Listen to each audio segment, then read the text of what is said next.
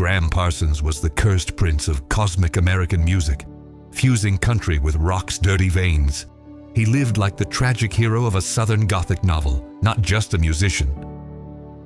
Born into wealth but spiritually poor, he spat at Nashville's conservatism with pills and marijuana leaves on his nudie suit. Yet, beneath this glittering surface lay a death wish consuming him. He was a rebel in a rhinestone suit.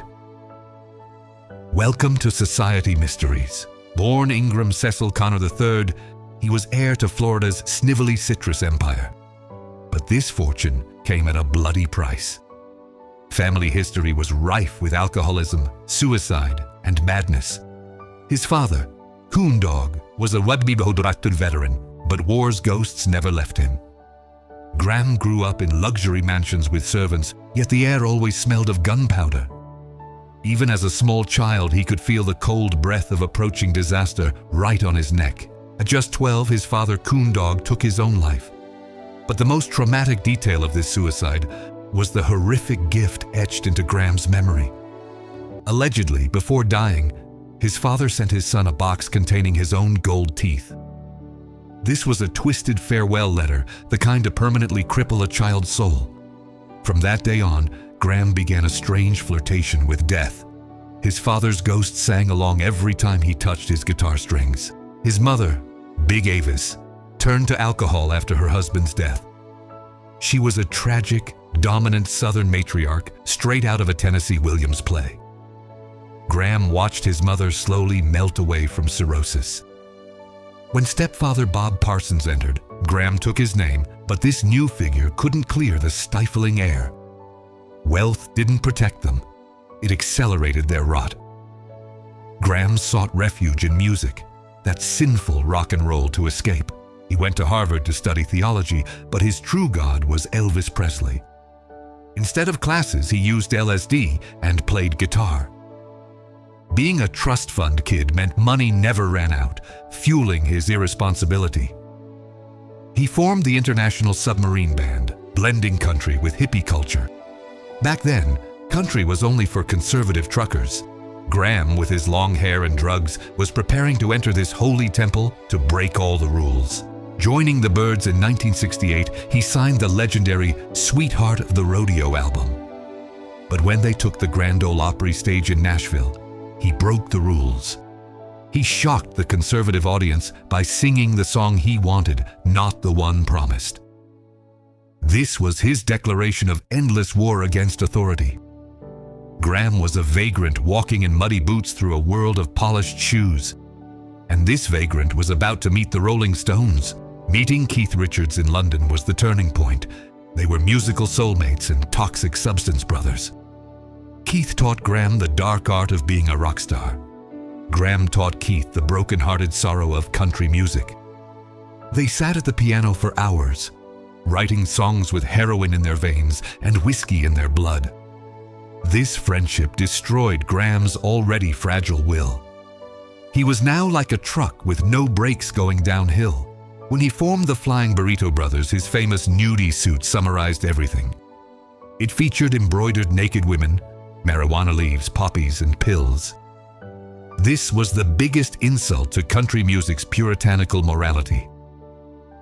On stage, he was drunk, sometimes too drugged to stand, but his voice, that voice was like angels weeping.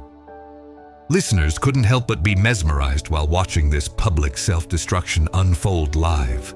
Graham was present at the Rolling Stones' famous Villanelle Côte exile in France. It was one of rock history's biggest drug dens. He lived in the basement with Keith Richards, using heroin and seeing no sunlight for days. But even the Stones were disturbed by Graham's lack of control. Mick Jagger, jealous of Graham's influence on Keith, tried to push him away. When Graham was finally kicked out of that villa, his body was completely exhausted. Returning to America, he discovered Emmylou Harris in a bar. Her voice was like holy water cleansing Graham's messy, dirty soul. Their duets were the purest form of love and pain. Graham loved her, but his wife Gretchen was there. This forbidden platonic love reflected in his songs. Emmylou tried to keep him off drugs, giving him purpose. The Grievous Angel album was recorded as a testament to this desperate effort and approaching farewell, but Graham's demons were too strong. He was lost in a triangle of heroin, cocaine, and alcohol. He gained weight, his face swelled. The handsome cosmic cowboy was slowly turning into a wreck. His house burned down, fights with his wife escalated.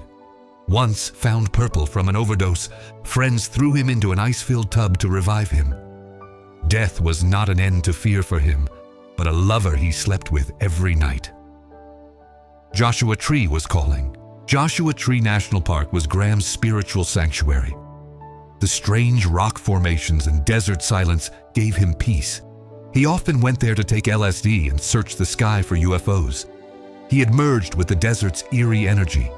He made a pact there with friend and road manager Phil Kaufman. If one of us dies, the other will steal the body and burn it at Cap Rock to free the spirit.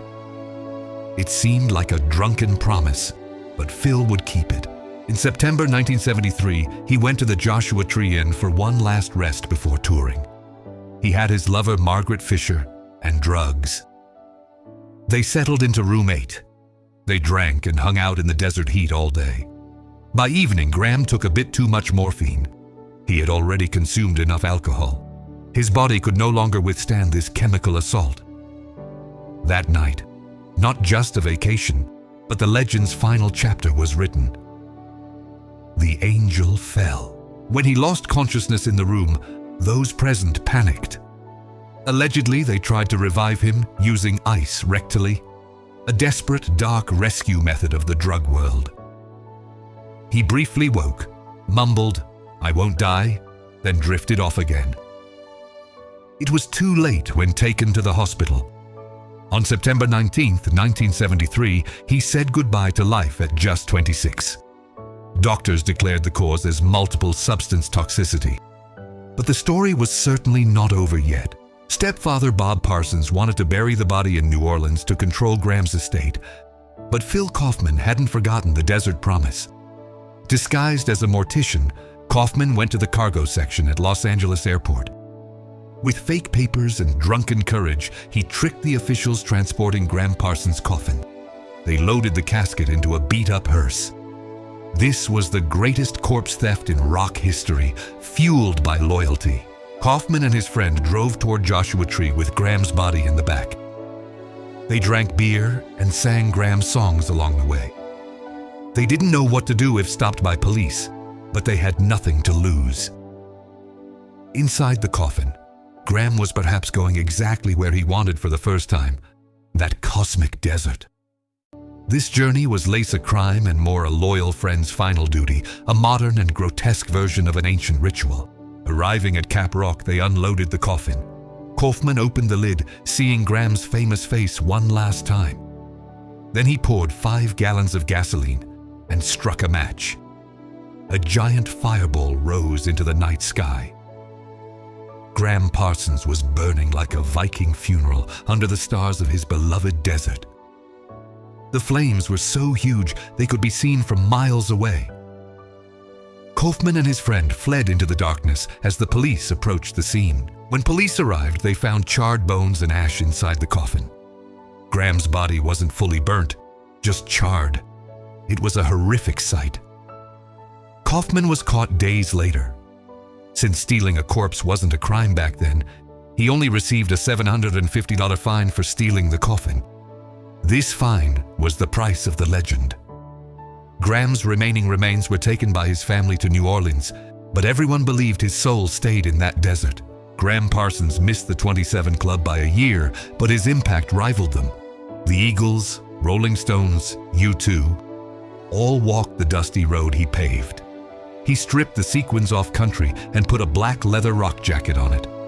Emmylou Harris continued singing his songs throughout her career, as if trying to keep him alive on stage. Graham couldn't be a star while living, but in death, he became a comet that burned everything he touched to ash. Room 8 at Joshua Tree is still a shrine for fans today. There, in the desert silence, you can hear his sad songs in the wind. Graham Parsons lived life like a joke, but took death seriously. He was a narcissist in love with his tragedy and a fragile poet. The grievous angel had finally returned home, but he threw us into that fire on his way back. Until the desert winds settle, I'm Chester, and I'll see you in the next mystery. Goodbye.